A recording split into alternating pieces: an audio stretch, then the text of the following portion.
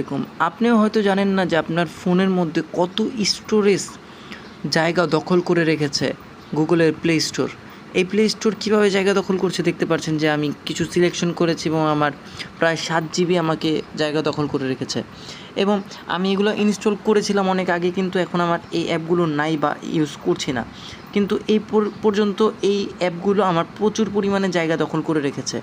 প্রায় 20 জিবির মতো হবে আমার যে এই জায়গাগুলো তারা দখল করে রেখেছে। আমি এখন এগুলো মার্ক করে এগুলোকে কাটছি। কিন্তু এই কারণে অনেকের মোবাইল হ্যাং করে থাকছে, মোবাইল স্লো হয়ে থাকছে এই জিনিসগুলোর কারণে।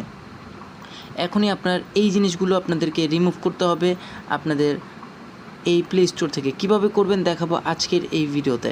আমি এগুলোতে কেটে দিচ্ছি, দেখতে পাচ্ছেন যে 10 জিবি আমি কিন্তু এখান থেকে রিমুভ করে দিচ্ছি। দেখতে পাচ্ছেন 10 জিবি আমি এখান থেকে কেটে দিচ্ছি রিমুভ। তো এইটা আপনারা কই থেকে পাবেন সেটা আপনাদেরকে দেখিয়ে দিচ্ছি। এখানে আসবেন, প্রথমে আসার পরে আপনাদের যে জিমেল অ্যাকাউন্ট আছে সেই জিমেল অ্যাকাউন্টের এখানের মধ্যে আপনাদেরকে ক্লিক করতে হবে। ক্লিক করার পর ম্যানেজ ডিভাইসের যে অপশন আছে সেখানে ক্লিক করতে হবে। ক্লিক করার পর এখানে দেখতে পাচ্ছি যে আপডেট অল রয়েছে এবং স্ক্যানে রয়েছে। আপনার যে ডিভাইসে রয়েছে সেই ডিভাইসের মধ্যে ক্লিক করতে হবে ম্যানেজে। ওকে, ম্যানেজে ক্লিক করলে দেখতে পাবেন উপরে যে ম্যানেজ আছে, ম্যানেজের মধ্যে ক্লিক করলে দেখতে পাবেন যে এই জিনিসগুলো এখন যে বর্তমানে যেগুলো আছে এগুলা। কিন্তু এইখান থেকে আপনাদেরকে দিস ডিভাইস যেটা আছে দিস ডিভাইসের মধ্যে ক্লিক করে দেবেন।